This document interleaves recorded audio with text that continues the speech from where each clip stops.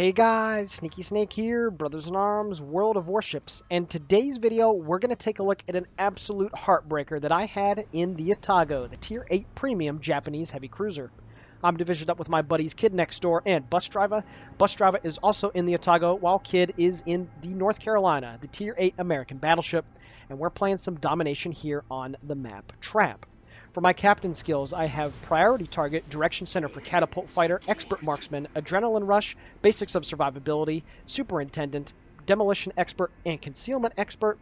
And for my equipment, I have Main Armaments Mod 1, Aiming Systems, Damage Control, Faster Rudder Shift, and Concealment Systems Modification 1. So the Atago here in World of Warships, what do you need to know about it? Well, this is a ship that I bought a few months ago, and I have been performing unbelievably well in this ship. My average damage after, I think I've played close to 20 games in it. I might have cracked 20 by now, but it's north of 120,000 damage, and it's honestly remarkable considering this thing has a 16-second reload before you consider Adrenaline Rush kicking in. And I really don't know what it is about this ship that just brings out the best in me. And it's not that much different from the Mogami. If the Mogami uses the 203mm, really the only large difference is that it gets a heal. Now, of course, that is a very big contention point amongst the community. Should Tier 8 cruisers, all of them anyway, get heals? I'm not going to get into that. All I'm going to say is that the Atago is able to get 4 heals with Superintendent and the Premium. So basically speaking, you're going to be able to push over 50,000 total hit points if you're able to use all your heals and get the most out of them, which is really, really nice. And that gives you about the same amount of hit points as a Hindenburg without using any of its heals. So you certainly do have a lot of staying power, and in Tier 8 max games, you can really bully your way around against other cruisers and, to a lesser extent, some other battleships with your heal, as you do have enough armor to be able to bounce shells on a somewhat consistent basis if they hit the belt. Other things about this ship, it does have really poor AA, and you can also see the range is only 15.7, 15.8 kilometers. So you do have a short range, and you have a very slow reload. So it's very imperative for you to be able to position very pristinely in this ship. And it also has the 10-kilometer torpedoes, which you're accustomed to. However, one of the torpedo tubes on either side at the front actually have really good angles, and that's something very, well, not unique, I should say, to Japanese cruisers. Most of them are able to launch torpedoes as they're turning away, and it gets a lot of people where they're not paying attention to it. And this thing also has great maneuverability, and it has wonderful stealth as well. You can see that my stealth rating is actually less than my torpedo's range. So what this means is, of course, I can stealth fire. There is a 900-meter window. So what I'm going to do right here, and you can see that forward torpedo tube has a very nice angle to the front. I'm coming into Objective Alpha, and I do like coming down here at the beginning of the game, at least on Trap. And there's nothing down here. You can see there's 4 ships on the enemy team that have been spotted up near Charlie, and then there's 1, 2, 3, 4, 5, 6, I believe, 7, no, make that 7 ships that are in the vicinity of Bravo. So at the moment, there is only 1 ship unaccounted for, and I'm guessing that he's probably with one of those 2 groups. So I'm completely alone here in the Alpha Cap, which is something that I really was not expecting. So I'm going to try to put myself into a position to get some flanking shots into the enemy ships as they're moving in towards Objective Bravo at the moment. Our Montana does manage to take care of the enemy Atago. We are going to get Charlie right now. There we go. And I'm a few seconds away from getting Objective Alpha. So things right now are looking pretty good for our team. 4 seconds left on the cap. And yeah, it's starting out pretty well, I should say. And there we go. There's the solo base cap, a nice little chunk of experience, if I do say so myself. Now, as you did see in the title, this is a heartbreaker, and I'm not going to lie to you here. This is one of the worst defeats that I've ever suffered when you combine the, I guess, for lack of a better word, the emotion that I felt after the game, where I came so close to being able to pull off some remarkable feats right at the end of the game, but also just my statistics at the end of this game are absolutely ridiculous for this ship. So that's why this one really put me in a down mood when the game was all said and done. So what I'm doing right here, that Izumo is 13.5 kilometers away.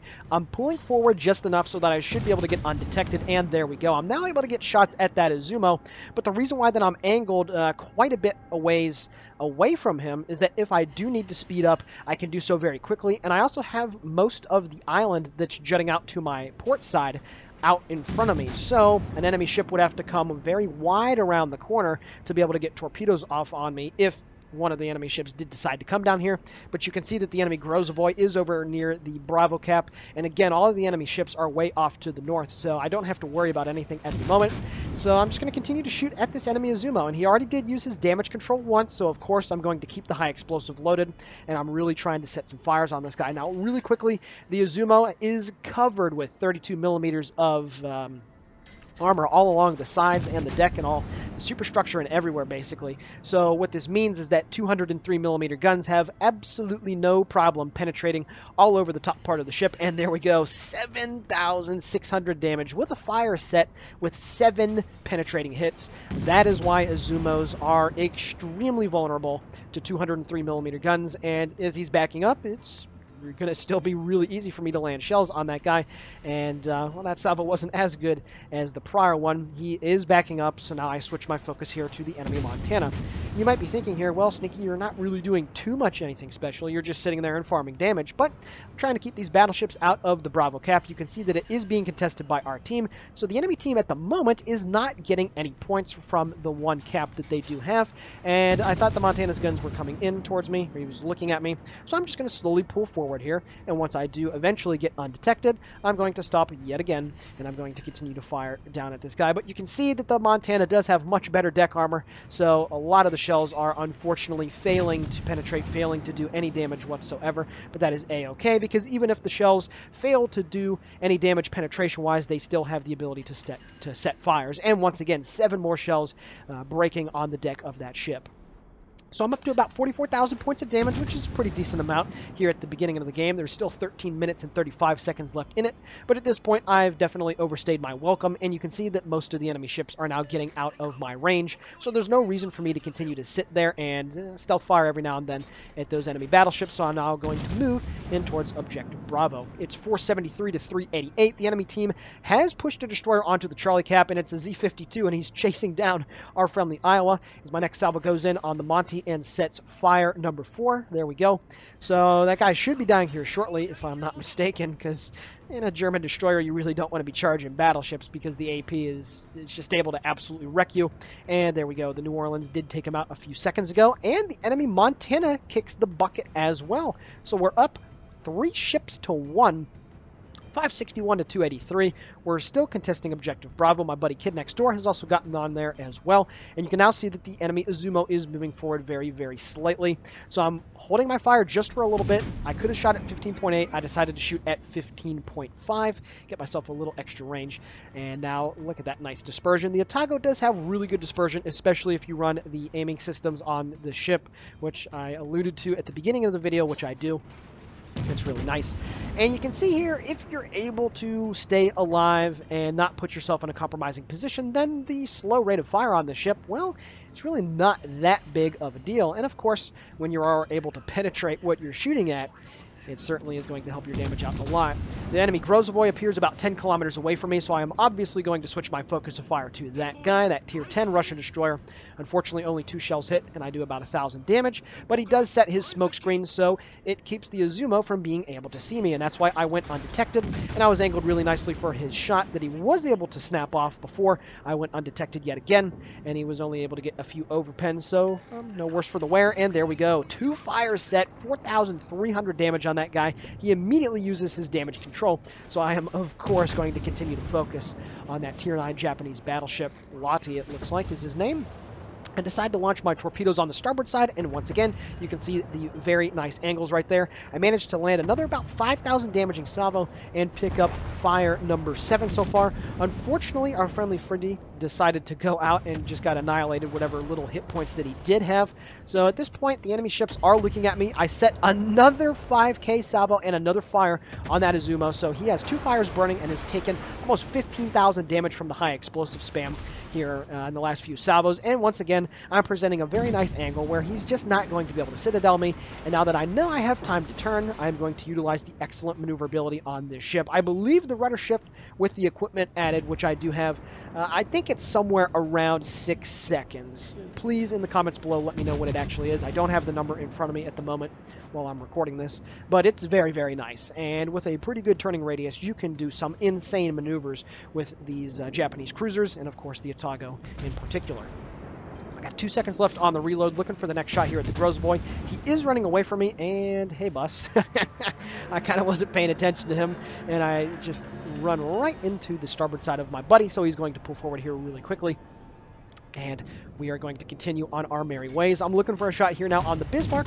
I'm up to 95,000 points of damage, which is really nice in the Atago. If I ended the game with that damage total, that would honestly be a pretty solid number. And there we go. I light a fire on the rear end of the enemy Bismarck, so I should be cracking 100,000 damage here really quickly. And I'm trying to help out my buddy Kid next door, but he is pushing in extremely viciously in his North Carolina, and rightfully so. He does have most of his hit points, so he's probably feeling pretty confident at the moment. However, if you lost track for a little bit there while I was jabbing, we're now losing the game. It's 508 to 518. We still have 2 of the caps, and now we only have 5 ships. The enemy, or the friendly Iowa, gets taken down by the enemy Fletcher. So at this point, the enemy team managed to just roll their way through the northern part of the map, and things are not looking good. However, of course, because we do have these caps and the advantage, we are still going to be able to rack up points faster than them. We just need to stop dying. But unfortunately, at this point, Kid realized that he pushed forward a little bit too far. I'm trying to help him out here with some shots on the Baltimore. He gets a very nice salvo right there. But unfortunately for him, he is within the secondary range of the Bismarck, and he has the broadside presented to him. And yeah, that Bissy was certainly able to make him pay for the error of his ways. So Kid next door is going to go down, and if it looks like I'm abandoning him to his fate, well, at this point, when we were talking, he realized himself that he was pretty much screwed, so what he was just going to try to do is go forward, maybe kill the Baltimore, and see what other damage he would be able to inflict before he kicked the bucket. So he just told me, hey man, there's no reason for you to come help me. Just let me die. Go back and try to help out your team in the best way that you see fit.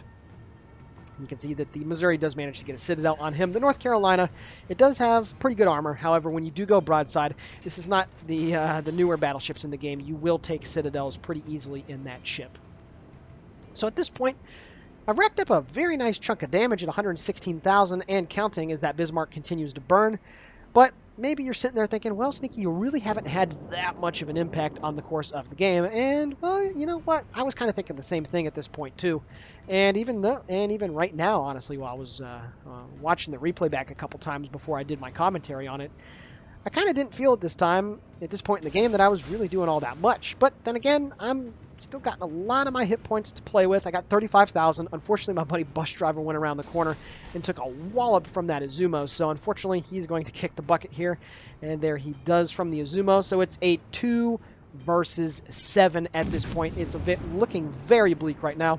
However, the enemy Baltimore and the Izumo are going to die here, so all I have in the form of support is a friendly Montana. I put the Baltimore on 432 hit points. I know that he is moving forward, but there's no reason for me to close the distance to that guy. An Atago that closes the distance is going to be a dead Atago. So what I'm trying to do here is secure the kill on this guy. The Baltimore does turn to the left, but he runs right into my shells, and I pick up my first kill of the game on that Tier 9 American heavy cruiser. And that Montana here any second now should be able to take care of the Izumo. And you can also see that the Montana has the majority of his hit points as well. So even though we're in a 2 versus 6 at the moment, we are still looking okay because we both have the majority of our hit points. And if we're able to focus fire and stick together, we should be fine. You can see that the enemy Iowa did throw some shells my direction. Luckily for me, they were high explosive and they missed. And there we go. The Montana manages to take care of business, and we have since retaken the lead 619 to 614. The enemy Missouri is on 29,000 hit points. And I was honestly thinking right now, I think we could do this. I snap a shot off right as the Missouri goes undetected. And at this point, I was really hoping that the Montana would come over in towards the B cap and we can make our final stand here.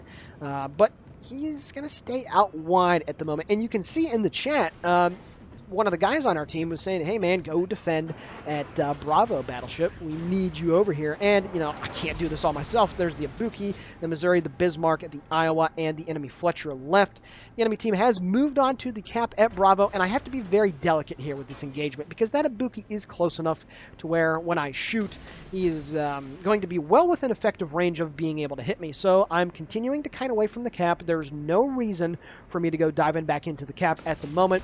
And of course, course, you know, hindsight's 2020. That Iowa was shooting high explosive for basically the entire game. So if I did go broadside and go charging back into the B cap, I would be okay. I really wouldn't take any massive damage from him. But of course, at the time, you got to assume battleships are going to be shooting AP. Even the British ones, just assume they're shooting AP until otherwise proven wrong. So at this point, as I get detected by the aircraft, I got to shoot at the Missouri right here. I was not able to reset the cap because the enemy ships were able to get in there and take care of business beforehand. And there we go. The Ibuki appears at 11 kilometers away, so I am still staying nicely angled away from him. And the majority of his salvo did miss. So at this point, I really need this friendly Montana to turn in towards the B cap. He still has a very large chunk of his hit points, and there's no reason for him to charge down that Bismarck, because even though it's tier 8, he is still going to be able to wreck him with the secondaries and start fires. I also unfortunately got lit on fire by the Ibuki, so I had to use my damage control right there.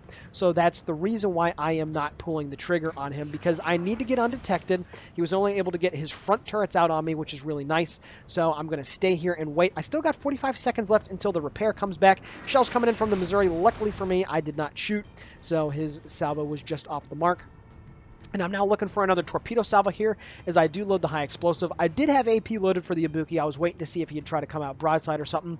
But one of the weaknesses about the Atago, and it's, well, I guess a weakness at medium ranges, is that the AP just has really poor penetration. So it's very difficult to get citadels. You do have to be very close in the ship to be able to do so to enemy cruisers.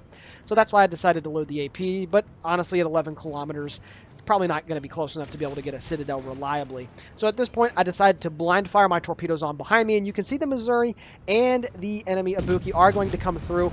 However, as I do launch my first torpedo salvo here, I'm going to keep the other one. But the Montana continues to run away from the cap, and he's still closing the distance to that Bismarck, and you can see he's down at 59,000 hit points, and that Ibuki is also going to get some nice side shots into him and light him on fire, get the high explosive spam going. So at this point, I am able to get into a position where I'm able to use the jut of the island to be able to stealth fire at the Ibuki, and that was actually a pretty decent salvo. However, I am noticing that that Iowa is making a charge into the cap at Alpha. So that's the reason why I'm heading over here at this moment. So that Montana really needs to be able to kill the Bismarck, but in all honesty, he really needs to kill the Ibuki, because if he lets that guy get behind me, then I'm not going to be able to do too much about it. And fighting on two different flanks in World of Warships is definitely going to be the death sentence. I am assuming that this Iowa is going to be shooting armor piercing at me. However, I do get the AP loaded myself. And then some torpedoes come through here. Now this really confused me. I see that the torpedoes came through this middle part, so I decided to continue to keep my turrets pointed to the right, because I figured that the enemy Fletcher, who was last spotted well a long time ago up at Charlie 5, is somewhere off to my right side. So that's why my turrets are turned to the right. And luckily for me, the Iowa is shooting high explosive. The Montana does manage to kill the Bismarck, and wow, 6,000 damage dealt with just the two forward guns from that Atago AP. Like I said, you really do have to get suicidally close to get the AP working, but when you do, it is able to pump out some pretty decent amounts of damage, even to battleships. My secondaries managed to land a fire on the bow of that guy as I pick up the Wither, and I'm up to 156,000 points of damage. The Iowa does use his damage control, and he is starting to speed up right now, but I will be able to slam some torpedoes home into this guy. And this is a play that I would not be able to make in other Japanese heavy cruisers. Again, you can see I'm able to launch my torpedoes well ahead of the ship at a very nice angle. I did stay angled, and then all of a sudden the Fletcher appears, 1,300 health, but unfortunately my turrets were not pointed in the right direction. Very unfortunately, I was not expecting him to be right there. I managed to depth strike and pick up the high caliber on the enemy Iowa, and now I'm trying to swing my two rear turrets into play on the Fletcher, but I got high explosive not loaded into the tubes, and unfortunately dispersion does not favor me right there. The Fletcher obviously makes the smart play and stops shooting. I guess he figured that the Iowa might have deleted me or had AP loaded, but unfortunately his decision to shoot at me was not able I was not able to make him pay for it. It's 795 to 876. There's only a minute and 21 seconds left. I'm up to 227,000 points of damage. However, you can see the last reported position of the Ibuki. He was trying to come in behind me. My scout plane is flying out in front, and I pick him up at 6.7 kilometers away from me. And he's backing up. I have no idea what this guy is doing. 7.1 kilometers away. I do have the AP loaded, and this is definitely the range where I'm going to be able to get some citadels on that guy. My scout plane was also able to spot his torpedoes that were coming in, and there we go. 7 overpens, 1 penetration, 1 citadel. I put him down to 4,500 hit points. There's only 48 seconds left in the game. I'm going for the solo warrior here. Managed to take care of the Iowa. This next AP salvo should be able to take care of the Ibuki. Yes, sirree, Bob. I get another citadel. I make the score 857 to 883, and if I'm able to get the kill on the Fletcher right here, I will be able to put my team in the lead, and we'll have about a 20-point advantage with 30 seconds left in the game. But unfortunately, as more torpedoes are coming in on my position, I'm up to 243,000 points of damage. Good job, Atago, in the chat. I am trying to find this enemy Fletcher, but unfortunately for me, with 16 seconds left, I'm not going to be able to do so. And this is the closest that I've ever come to a solo warrior without actually snagging one. I have had 2. Unfortunately, he does go undetected, or I go undetected as he moved out of my detection range, and we lose the game. Alrighty, guys, taking a look now at the post-battle results. 941,000 credits received and 4.8k total EXP.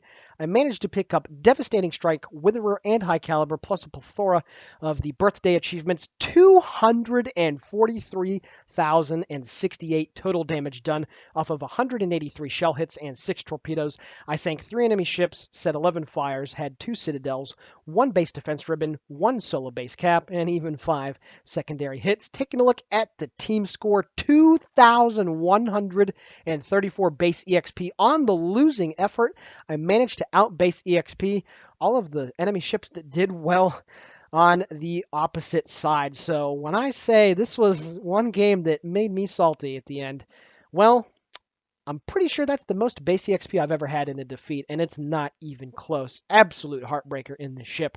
Taking a look at the detailed report, 114,000 damage dealt with the main battery, 66,000 dealt with the torpedoes, and I just squeaked by with the Witherer with 468 points more than I needed. 1.3 million potential damage dealt. This one was just one of those games that it doesn't matter how hard you try, what you do, you just cannot make it happen. And very unfortunately for me, I did not pick up the solo warrior. I did not win the game. But I wonder what the XP would have been if I would have been able to pull that monstrosity of a game off. So with that being said, I really hope you guys enjoyed this video. Please consider giving it a like, commenting on it, or possibly subscribing to our YouTube channel. All of it is very much appreciated. And with that being said, the Sneaky Snake here for Brothers in Arms World of Warships signing off. Guys and gals, as always, have a great day.